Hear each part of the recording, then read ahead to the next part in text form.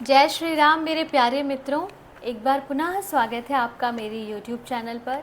मेरे वीडियोस को देखने के लिए आपका बहुत बहुत धन्यवाद।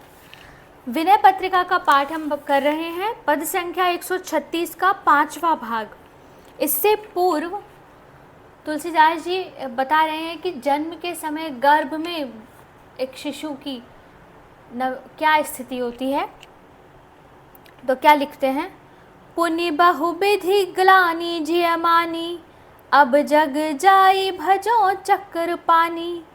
ऐसे ही करी विचार चुप साधी, प्रसव पवन प्रेरेउ अपराधी। इसका अर्थ है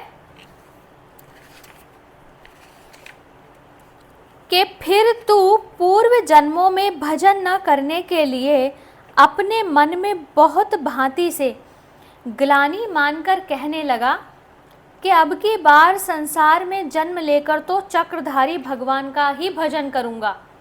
जब बिल्कुल प्रसव की स्थिति होती है उस समय तब क्या होता है, जब बच्चा कहता है कि मैं भगवान का ही भजन करूंगा, ऐसा विचार कर ज्यों ही चुप हुआ, ऐसे ही करी विचार चुप साधी। और ऐसा विचार कर जैसे ही चुप हुआ, मौन साधा, प्रसव पवन प्रेरेउ अपराधी। तो प्रसव काल के पवन ने तुझ अपराधी को प्रेरित किया। जो प्रसव काल की पवन होती है, अत्यंत पीड़ा होती है, उसी पीड़ा में फिर बच्चा गर्भ से बाहर आ जाता है। उसी प्रचंड वायु के द्वारा प्रेरित होकर तूने जन्म के समय नाना प्रकार के कष्टों को सहा। प्रेरियो जो परम प्रचंड मारुत, कष्ट नाना ते सहयो।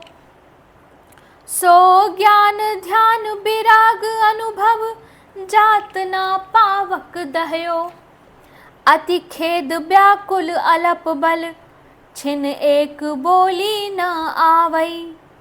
तब तीव्र कष्ट न जान को, सब लोग हर्षित गावई। तो उस समय जो भयानक कष्ट की अग्नि पैदा हुई, उस अग्नि में तेरा ज्ञान ध्यान वैराग्य अनुभव सभी कुछ जलकर नष्ट हो गया और मारे कष्ट के तू सब भूल गया। अत्यंत कष्ट के कारण तू व्याकुल हो गया। थोड़ा बल होने से एक क्षण भी तुझसे बोला नहीं गया। उस समय के तेरे दारुण दुख को किसी ने नहीं जाना, उल्टे सब लोग शिशु होने के आनंद में हर्षित होकर गाने लगे। पद संख्या 136 का भाग 6। बाल दशा जेते दुख पाए, अति असीम नहीं जाहि गनाए। क्षुधा व्याधि बाधा भई भारी, बेदन नहीं जाने महतारी।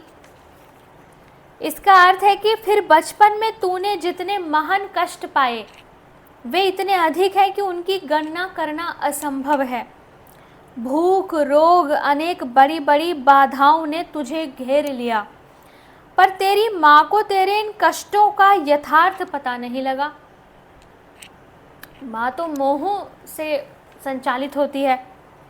जननी न जाने पीर सो, कहि हेतु शिशु रोदन करे। किस लिए शिशु रुदन कर रहा है? सोई करे विविध उपाय, जाते अधिक तुव छाती जरे।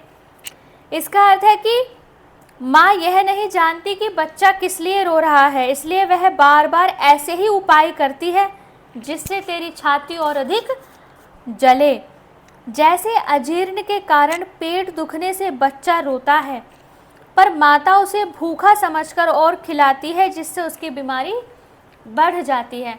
इसे इस प्रकार से समझना चाहिए कि माँ तो संसार के अनुसार वो सब कर रही है जो उसे करना चाहिए, पर वास्तव में उसके कष्टों का कारण कुछ और है जो माँ भी नहीं जान पाती। कौमार से सब अरु किशोर, अपार अघ को कही सके। व्यतिरेक तो ही निर्दय, महाखल आन कहूँ को सही सके। इसका अर्थ है कि शिशु, छोटा बच्चा, कुमार, थोड़ा उससे बड़ा किशोर, मैं तू जो अपार पाप करता है उसका वर्णन कौन करे। अरे निर्दय महादुष्ट, तुझे छोड़कर कौन ऐसा है जो इन्हें सह सकेगा। बहुत अच्छी प्रकार स्थिति का वर्णन किया गया है। आशा करती हूँ कि आप सभी आनंद पा रहे होंगे। इसी पद को आगे बढ़ाएंगे आगे की वीडियो में।